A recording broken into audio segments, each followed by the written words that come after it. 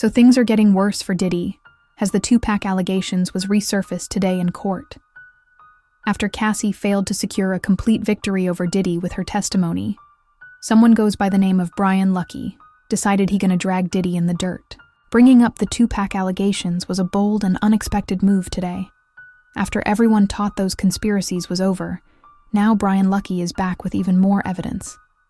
He mentioned that he was a security for Diddy, and he overhears someone from Diddy organization 5 hours before 2Pac death.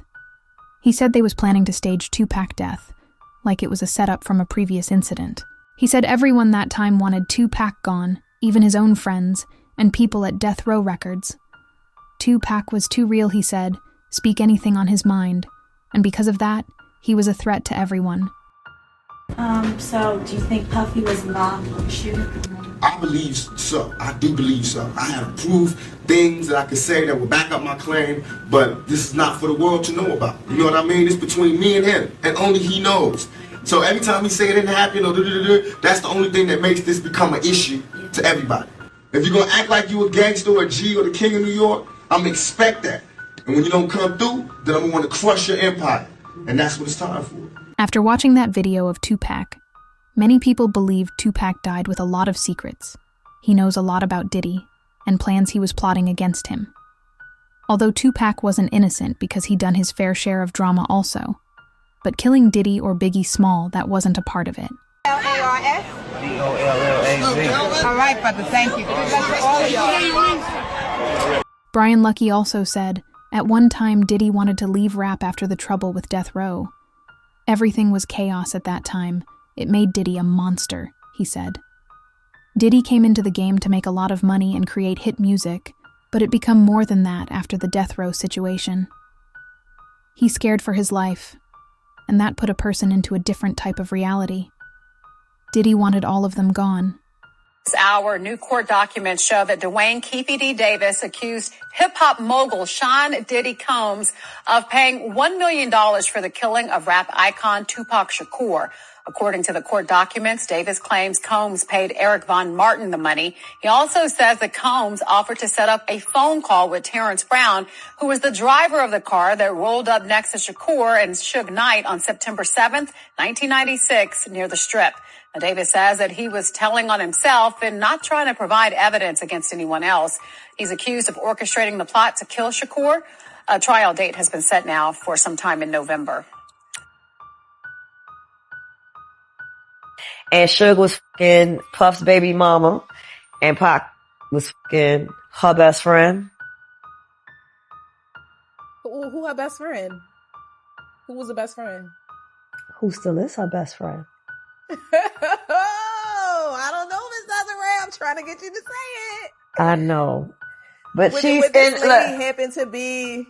Would she happen to be a singer who just was successful for the last 4 decades? Absolutely.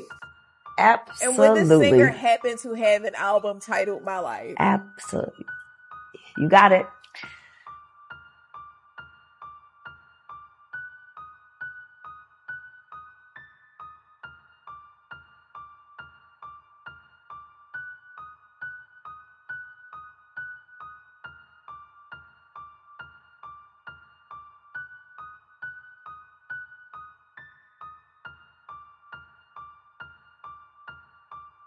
For the record, we were cool with them at one point. There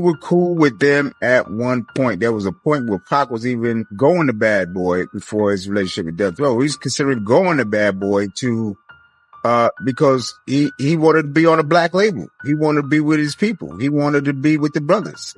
You know what I mean? He supported black business. So there was a period where we were all cool. And over time, things happened. Pac started seeing things. All the people in the industry know at one time Pac and Puff was like this. They was cool enough where they became enemies. Do you understand that? Whatever happened between them two, it made them become enemies of each other.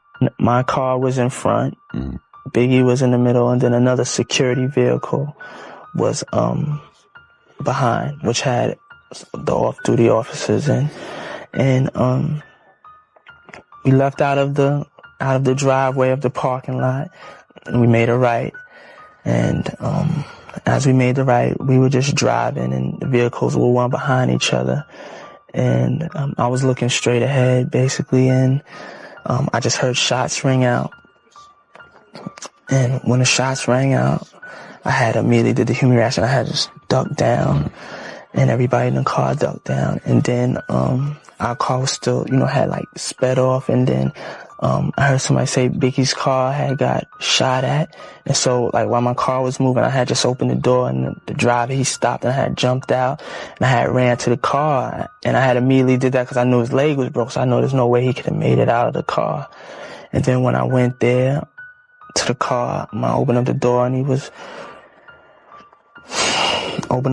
was hunched over, and I was trying to talk to him and trying to move him over, and I was trying to tell somebody to call 911, but I was like, by the time they get here, I didn't know what was going on because he wasn't talking back to me, so I just told one of the drivers of security to just jump in the car, just take me to the nearest hospital, please. Every time I saw Tupac, he had probably 4 or 5 different distinct personas. I saw him do an interview on BET, and he was talking all this militant, Black Panther history. And I was sitting there watching that going, what?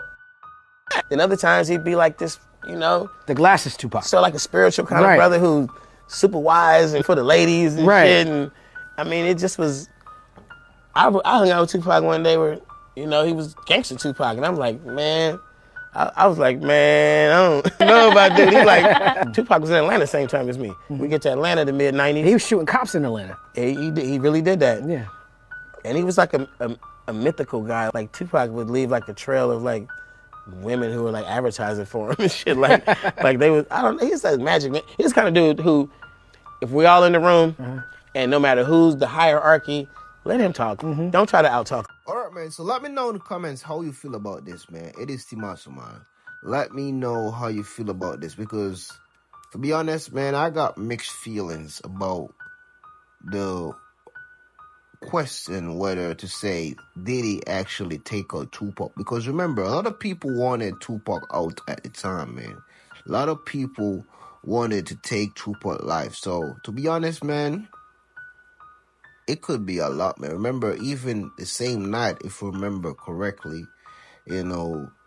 Tupac, had some problem with some people, right? And they say it was revenge. Like, he beat up some people and they take revenge. Something like that, man. So, it could be a lot, man. It could be a lot of things, man. Who knows, man? But share your thoughts and comments. Let me know how you feel about this. It is Timasu, man. Remember to drop a like and subscribe. Have a wonderful, beautiful day or night. See you all later.